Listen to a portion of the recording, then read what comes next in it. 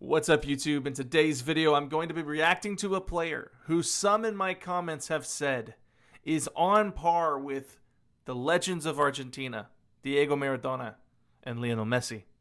And so in today's video, we're going to be reacting to, I don't know, I'm going to try to say his name, Riquelme, from Argentina.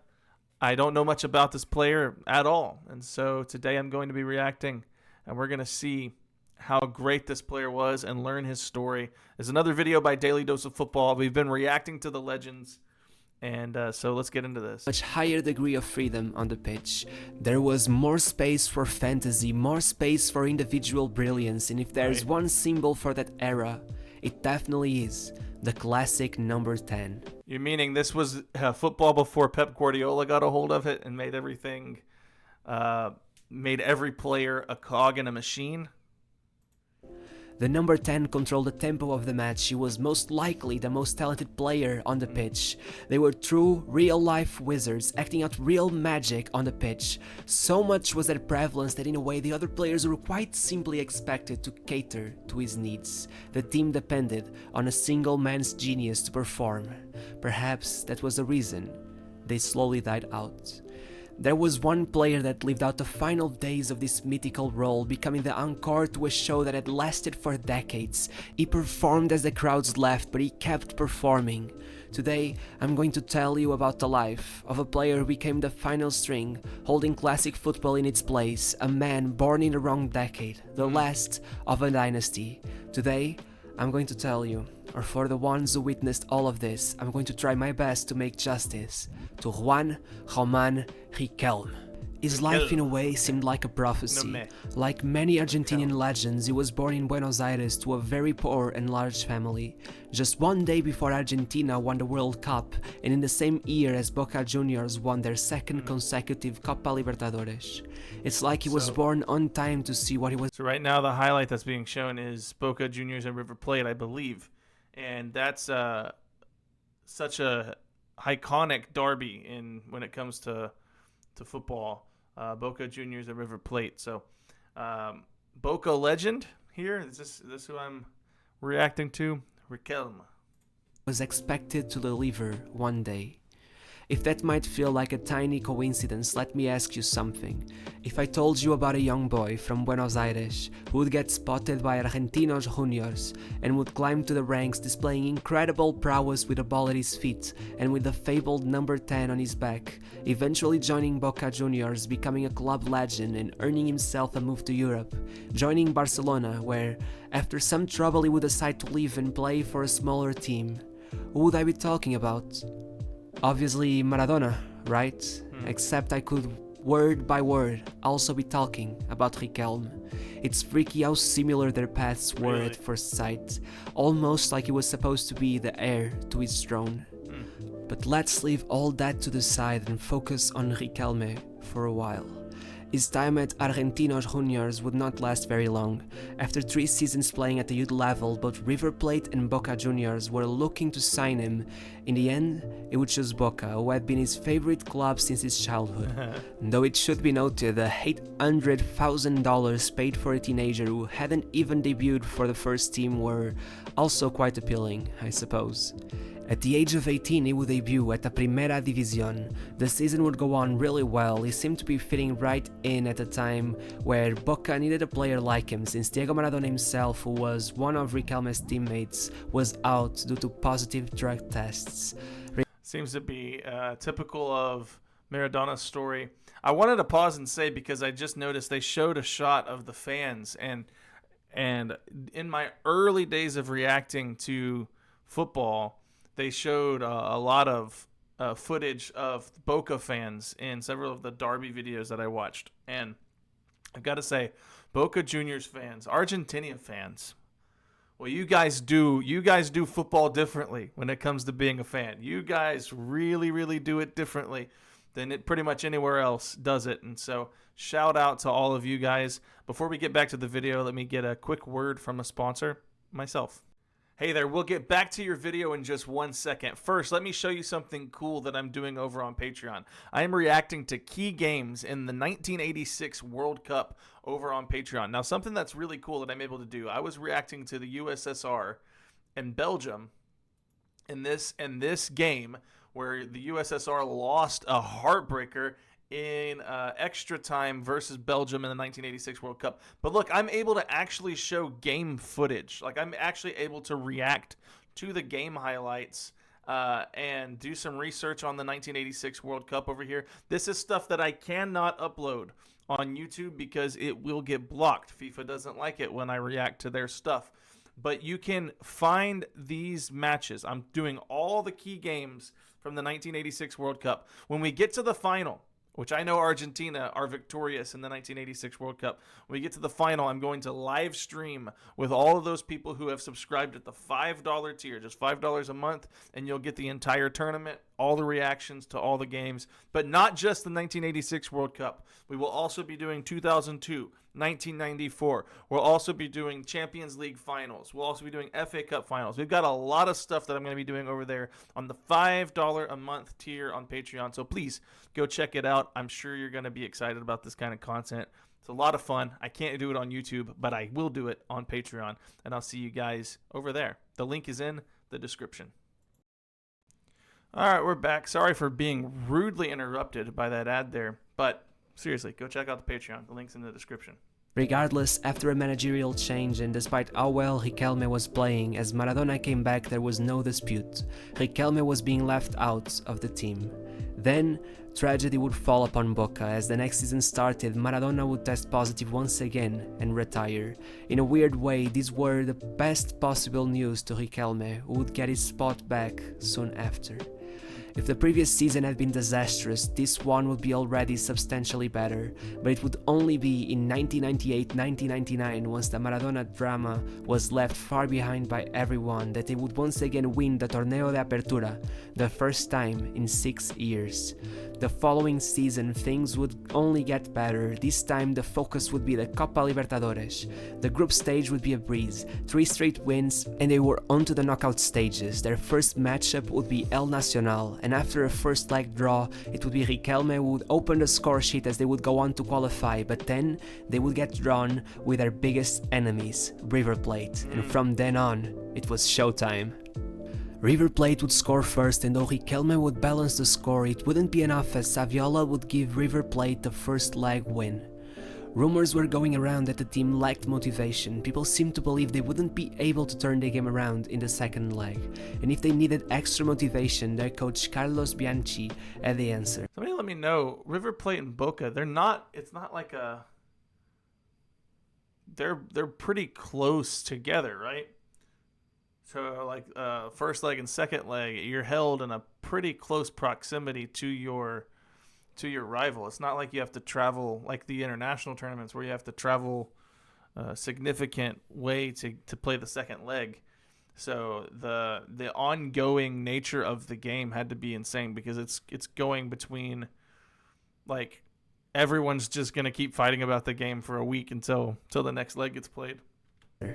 Martin Palermo. He was one of the team's key players and had been out injured for 6 months, and though he wasn't yet fully fit, no one needed to know that.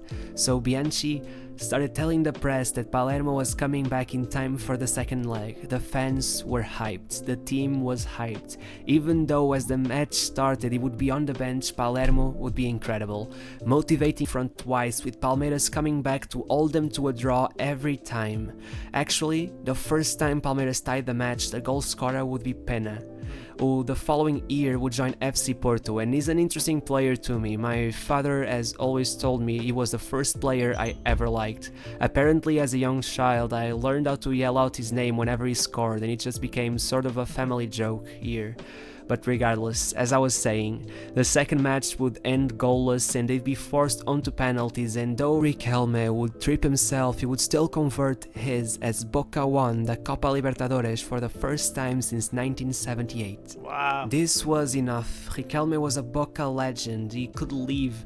It wasn't like he lacked the offers, but he would stay, and the following season would be incredible. He would start by leading the way as Boca defeated Real Madrid to win the Intercontinental Cup. And then Boca would go on a tear at the Copa Libertadores once again, this time not losing a single match in the whole tournament up until... That recency bias is crazy. I guess I didn't think that Boca was on that kind of level internationally to have beaten Real Madrid. I guess I've underrated I know I've underrated the Argentine league, and so that's my bad, guys. That's definitely my bad. So this is I guess the golden era of where Boca Juniors, because I know that the quality isn't up to that same level currently, but wow. The final, where they would meet Cruz Azul, who they defeat 1-0 in the first leg, only to see the same result be flipped onto them in the second leg, as they were once more forced to go into the penalty shootout, and once more Riquelme would convert his as he launched the team into yet another Copa Libertadores.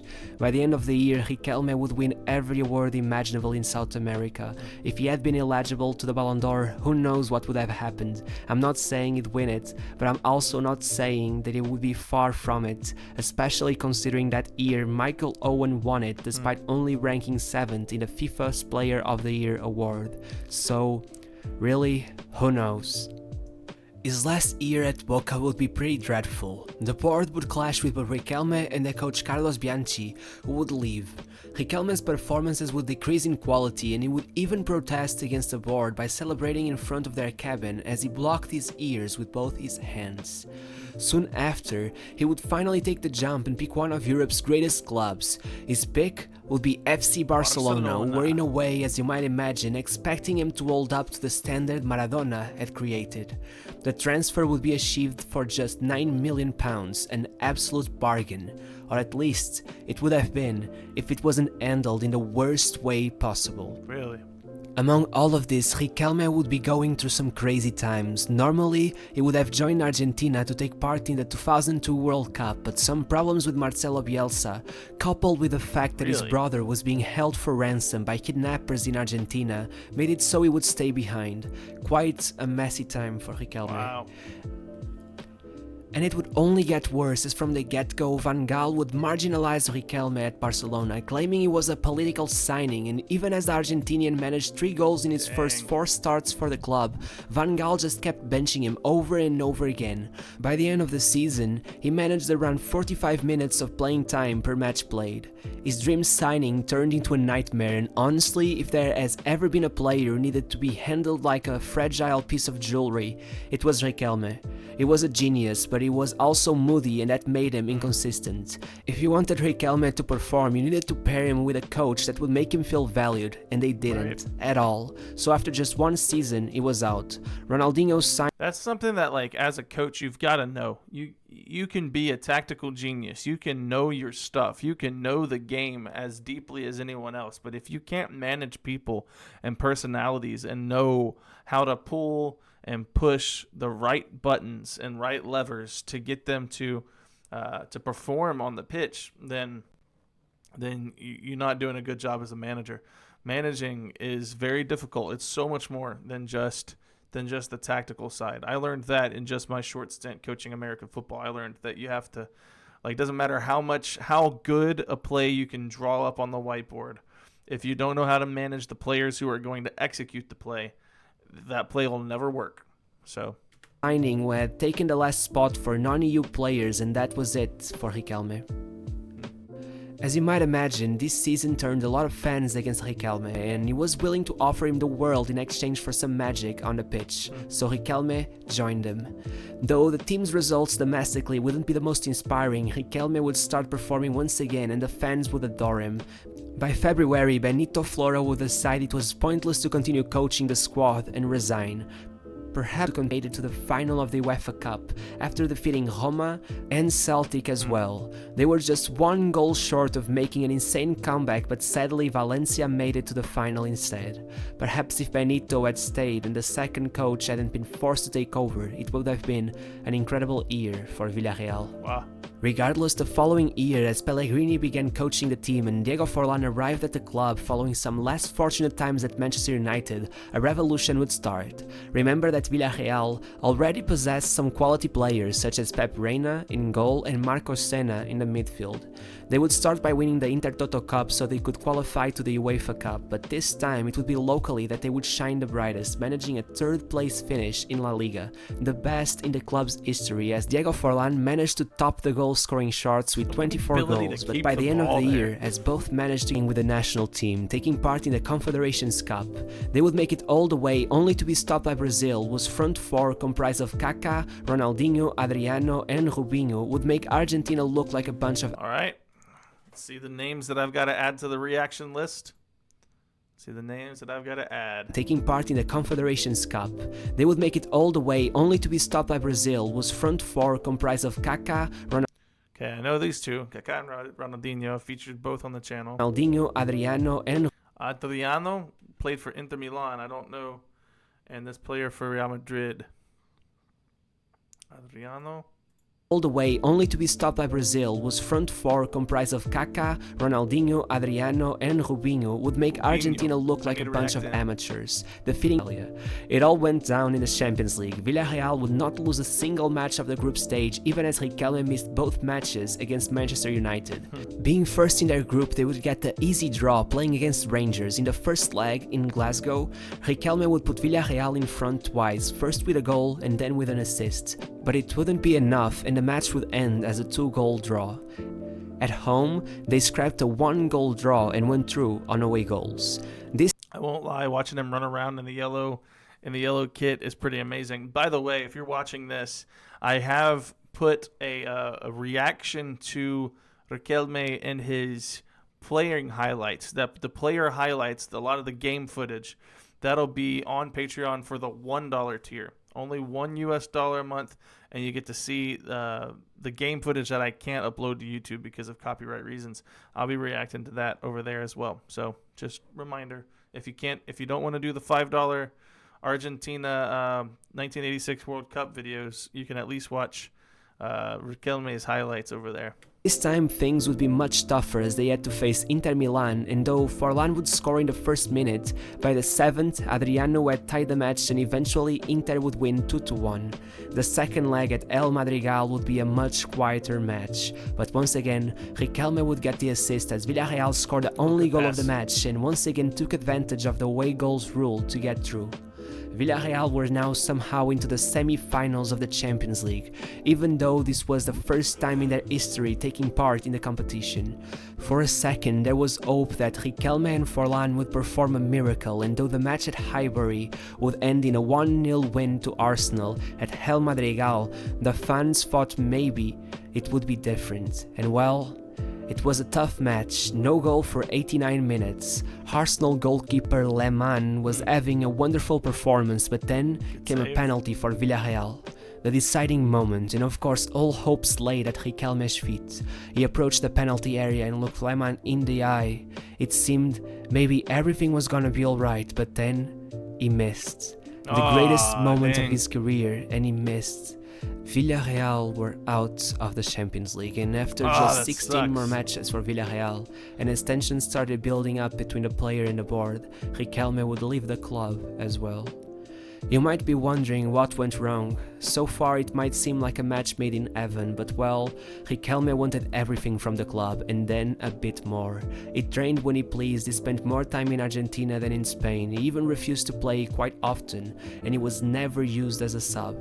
Other Argentine players were brought just to keep him company, but he still asked for more, and one day he asked for the absurd: to not train ever again. Really? Some claim he was sabotaging his own career, so he'd be forced to go back to Argentina to keep company to his dying mother. Some say he was quite simply a spoiled brat. Some say he was a fragile young man who couldn't bear the distance between him and his loved ones. But what seems to be the core of this situation is that he was simply too weak mentally to become the legend we expected him to be. So he packed his bags and headed back to Boca Juniors, and though it's easy to dismiss this as a horrible decision, since the player was only 29 years old, he would go on to have one of the best seasons of his career. The focus would be the Copa Libertadores. Having already won it twice, he was just one short of becoming the player to have won the most, equaling 5 of his teammates from 2001, who had stayed and added a third one to their cabinet in 2003, as well as 3 other Brazilian players who had done it in the 90s. But still there was one problem to that record. 3 of those players were playing alongside Riquelme, which meant that as long as he won it, so would they, maintaining themselves ahead of him, but regardless, still an impressive landmark to achieve. In a group stage, Riquelme would get a single goal across the 3 matches, but then things got serious and seriously impressive. Riquelme opened the score sheet against Vélez Sarsfield with a great curl into the right pocket, but then he would have the opportunity to score the second through a penalty, but Palermo would take it instead and miss, though he would redeem himself by scoring an impressive header for the second goal. To win the match, Riquelme would put a through ball onto Rodriguez, who would make it 3-0. In the second leg, Vélez Sarsfield would get 3 goals back, but a goal by Riquelme midway through the match would be enough to save them from disaster.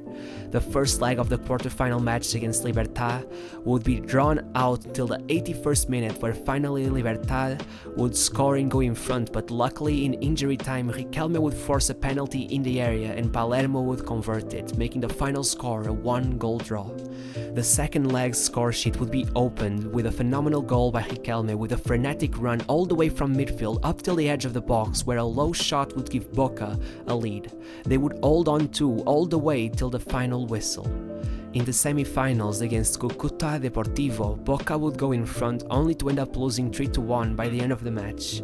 They were in need of a miracle in the second leg, and they need one even more as the game approached halftime and no goals had been scored yet. But then, of course, to light the fuse, Riquelme would score an impressive free kick to reduce the gap on the between field. It's ridiculous. the 2 teams. Then, a goal by Palermo would put Boca in front by the away goals I rule, even but see still what's the going on comeback the wasn't pitch. fully formed until Riquelme assisted Bataglia through a corner kick to put Boca 3 goals in front and take them to the Copa Libertadores final once more. In the final, they would face Grêmio, rebound that would catch the opposition unprepared as Boca went in front by 3 goals. There was quite simply no need for a second leg, but still it had to be played, and Riquelme would enjoy it a lot. Scoring 2 more goals, the first a ridiculous strike from a tight angle, and the second one a rebound after the keeper failed to complete the save. Riquelme had just been involved in 10 goals in 8 knockout stage matches. That's nearly 60% of all goals scored by Boca. These incredible performances, though not enough to make him the top scorer of the competition, were enough to make him the best player in the tournament. Over summer, he once more went back to play with Argentina, taking part in only his second ever Copa America. He would start by getting an assist against the United States as they beat them 4-1. Then 2 goals against Colombia would be essential as they won 4-2. Already qualified to the knockout stage, Argentina would play against Paraguay without Riquelme. In the quarterfinals, Riquelme scored another 2 and even assisted Lionel Messi as he would score the other goal. Then a 3-0 win over Mexico with another goal and another assist by Riquelme, and they were on to the final. With a young Lionel Messi by his side, as well as Carlos Tevez, Verón, Cambiasso, Mascherano, Diego Milito and Zanetti, there surely couldn't be a way they wouldn't win this, except that in the final, a Brazilian starting 11 whose best players were Robinho, Júlio Batista and Maicon somehow managed to embarrass Argentina with a 3-0 win. Honestly, not even I can tell you what happened that day. The following year, the highlight of the season would It's not even the golden generation for Brazil. Wow. Tough loss. Again be his time with the national team, this time taking part in the Olympic Games, which are just kind of a weird tournament. Regardless, the toughest matches would come in the quarters and semi-finals, where Argentina would beat the Netherlands and then Brazil, as Riquelme scored the 3rd goal before beating Nigeria in the final. As much as the credibility of the tournament may be questioned, it's still an extra trophy in his cabinet. He would retire from international football in 2010 after some problems he had with Maradona, who was the national team coach at the time. In 2012, Boca would once again make it very far in the Copa Libertadores. In the group stage, Riquelme would seem in good form, getting 1 goal and 2 assists in 5 matches played. Then he would be involved in 4 goals in the 2 legs of the last 16 matches, but that was about it for goal contributions in that tournament. Still, they would make it to the final, where Corinthians would defeat them 3-1 on aggregate. By 2015, Riquelme would finally leave Boca to join Argentinos Juniors for what would be his last ever season as a professional football player, and just like that, classical football came to an end. I get lots of people on this channel who question my methods regarding the way I rank the players, because truthfully, what makes a great player? Is it trophies? Is it a lot of goals? Is it the beauty of those goals? Well, it's some... Right, so he's going to get into a thing that he does on the channel in his earlier videos. He stopped doing it recently, where he ranks the players and he gives them like rankings on like their finishing, passing ability, things like that, mentality, trophy cabinet, and things like that. Make sure I don't normally watch them because they can kind of be arbitrary and it leans really heavy into his preferences. And I just prefer to learn the history of the players and make my own decisions about them. Yeah, an enjoyable video here to learn about Riquelme, to learn about his career and his ability. Man, just a Boca Juniors legend, Argentina legend.